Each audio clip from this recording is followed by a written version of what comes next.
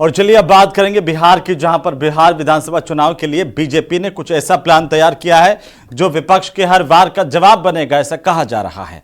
नाम है triple layer attack plan, जिसमें एक साथ 3 मोर्चों पर बीजेपी बताया जा रहा है कि मैदान में उतरेगी। प्रधानमंत्री की रणनीतिक अपील, गृह मंत्री की संगठनात्मक कमान और मुख्यमंत्रियों का जनसंपर्क अभियान। ये 3 स्तरीय अभियान क्या है, आखिरकार इस अभियान के पीछे की हकीकत रिपोर्ट में देखिए। वर्चुअल तरीके से बिहार के लाखों कार्यकर्ताओं से जुड़ेंगे। इस संवाद का मकसद सिर्फ मोटिवेशन नहीं, बल्कि संगठन के हर स्तर को एक दिशा देना है। बीजेपी चाहती है कि हर बूथ, हर पंचायत तक मोदी का संदेश पहुंचे कि जीत जमीनी मेहनत से तय होगी। प्रधानमंत्री का यह संवाद कार्यकर्ताओं के बीच एक ऊर्जा संचार की तरह देखा जा रहा है। इस ट्रिपल लेयर अटैक प्लान का दूसरा हिस्सा 16 से 18 अक्टूबर के बीच तय किया गया है, यानी पीएम मोदी के वर्चुअल संवाद के ठीक अगले दिन अमित शाह जमीनी मिशन को शुरू करेंगे। अलग अलग जिलों में जनसभाएं और संगठन की बैठकें होंगी। ये प्लान बीजेपी के ग्राउंड अटैक की असली रीढ़ माना जा रहा है। अमित शाह का मकसद हर सीट का फीडबैक लेना है, कमजोर इलाकों में सुरक्षा रणनीति तय करना और कार्यकर्ताओं में जीत की जिम्मेदारी का भाव जगाना है। पार्टी सूत्रों के मुताबिक शाह ये संदेश देंगे कि बिहार की हर सीट एनडीए की प्राथमिकता है और किसी भी क्षेत्र को विपक्ष के भरोसे नहीं छोड़ा जाएगा। अमित शाह के बिहार दौरे के ठीक बाद बीजेपी शासित राज्यों के मुख्यमंत्री मैदान में उतरेंगे। उनकी जिम्मेदारी होगी कि जनता के सामने बीजेपी शासित राज्यों का मॉडल पेश करें और ये बताएं कि केंद्र और राज्य में एक जैसी सरकार होने से विकास की रफ्तार कैसे दोगुनी होगी। ये अभियान बीजेपी के विकास वाले नैरेटिव को मजबूती देने का सबसे बड़ा टूल साबित हो सकता है। बीजेपी का ये ट्रिपल लेयर अटैक सिर्फ प्रचार नहीं, बल्कि संगठन, नेतृत्व और जनसंपर्क का मिला जुला प्रयोग है, जहां तीनों लेयर एक साथ काम करेंगी। ऊपर से नेतृत्व की अपील, बीच में रणनीतिक कमान और नीचे से जनता तक सीधी पहुंच। पार्टी रणनीतिकारों का मानना है कि इस तिहरे अटैक से बीजेपी बिहार में नैरेटिव सेट करेगी और विपक्ष को डिफेंसिव मोड में धकेल देगी। वहीं एनडीए के सहयोगियों के लिए भी ये संदेश है कि अब लड़ाई साझा मोर्चे पर होगी। बीजेपी इसे चुनावी नहीं, बल्कि बिहार विजय का शुरुआती शंखनाद मान रही है।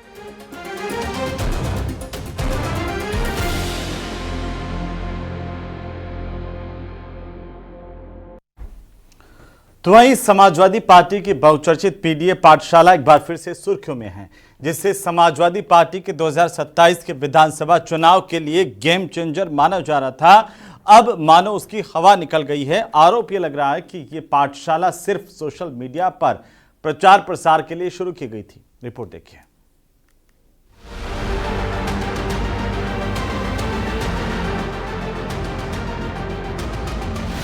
समाजवादी पार्टी की पीडीए पाठशाला यानी पिछड़ा दलित अल्पसंख्यक के लिए शुरू की गई एक पहल, जिसे एसपी अध्यक्ष अखिलेश यादव सामाजिक न्याय का नया फॉर्मूला बताते थे। इस पाठशाला का मकसद था समाज के कमजोर वर्गों को उनके अधिकारों के प्रति जागरूक करना और सियासी तौर पर एकजुट करना था। लेकिन प्रचार प्रसार के बाद ये पाठशाला पूरी तरह बंद हो चुकी है।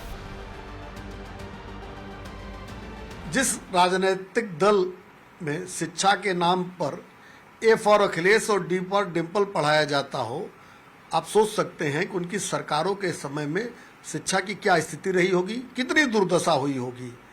और ये गेम चेंजर नहीं, बल्कि समाजवादी पार्टी का गेम ओवर हो गया है राजनीति से। वहीं सपा का दावा है कि पीडीए पाठशाला कोई साधारण स्कूल नहीं, बल्कि सामाजिक चेतना का आंदोलन था। हमारे सैकड़ों कार्यकर्ताओं पर पीडीए के तहत जागरूकता फैलाने पर एफआईआर दर्ज की गई। सरकार में आने पर इसे फिर से शुरू किया जाएगा। पीडीए एक संदेश था, पीडीए पाठशाला एक संदेश थी कि ये भारतीय जनता पार्टी की सरकार शिक्षा के खिलाफ है। रोजगार के खिलाफ है, नौजवान के खिलाफ है, किसान के खिलाफ है। इसलिए पीडीए पाठशाला, वो आदरणीय अखिलेश यादव जी ने कहा कि जैसे ही सरकार बनेगी, गांव-गांव, गली-गली पीडीए पाठशालाएं चलेंगी। जानकारों की अपनी अलग राय है। उनका मानना है कि अखिलेश यादव ने अपने सियासी करियर में कई प्रयोग किए हैं, कुछ फेल हुए, लेकिन पीडीए का फॉर्मूला उनकी ताकत बना।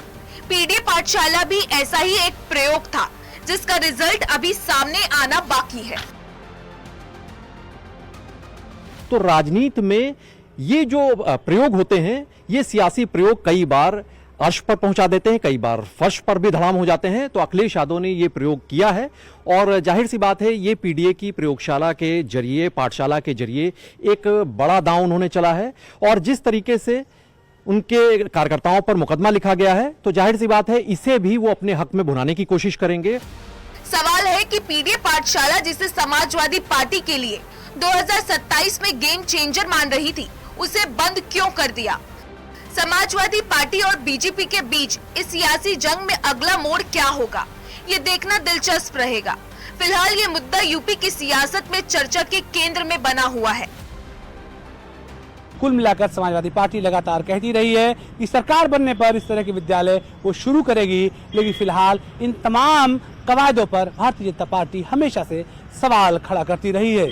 सवाल यही कि पीडीए विद्यालय सिर्फ और सिर्फ दिखाने के लिए थे और सरकार को आईना दिखाने की जगह पर खुद समाजवादी पार्टी इस पूरे मामले में फंस गई। कैमरा पर्सन अनिल के साथ अलाउद्दीन, न्यूज़ 18 लखनऊ। तो उधर पाकिस्तान के अंदर तहरीक लब्बैक लड़ाकों ने कई शहरों को जला डाला है, इस तरह की खबरें आ रही हैं। गाजा के युद्ध विराम के खिलाफ प्रदर्शन कर रहे लब्बैक लड़ाकों के चीफ साद रिजवी पर फायरिंग का दावा किया गया है और इसके बाद पाकिस्तान में गृह युद्ध का सायरन बज उठा है। ये